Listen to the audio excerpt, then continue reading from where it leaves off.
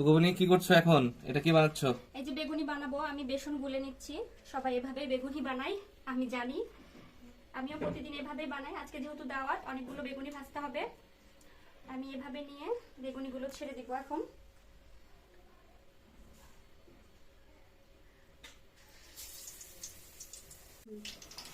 এই যে তোমার বেগুনি দেখাও।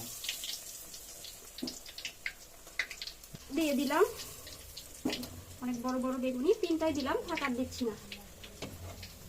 এই যে ডিমের চপ এবার ভাজা হচ্ছে, ডিমের চপ, আলু দিয়ে ডিমের চপ। এক একজন এক এক ভাবে ডিমের চপ করে, আমরা এইভাবেই করি। আমাদের বাবা তো সময় নাই। হ্যাঁ, আমাদের সময় কম, অনেক অনেক কিছু ভাজা লাগছে, তো এই জন্য আমি এভাবে শর্টকাটে করলাম।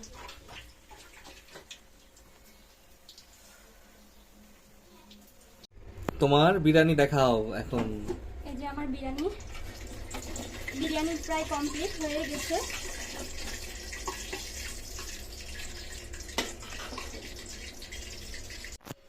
গাইস, সবাইকে আজকে ইফতারি দেওয়া হবে, এই জন্য আমি সবগুলো থালায় তুলে নিচ্ছি। এই দেখুন আজকে আমাদের ইফতার আয়োজন। আমার গিন্নি সবার জন্য সার্ভ করছে।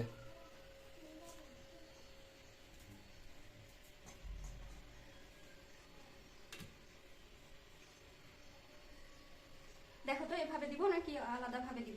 দাও, সমস্যা নাই, ঠিক আছে। ভালো লাগছে।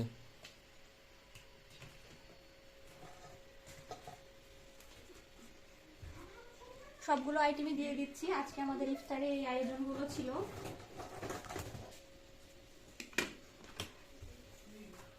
ঠিক আছে, বাবুরা যাও, যাই দিয়ে আসো, ঠিক আছে?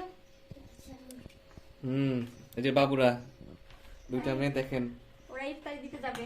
ওরাই কিন্তু সবচেয়ে বড় রোজদার। তোমরা রোজা আছো?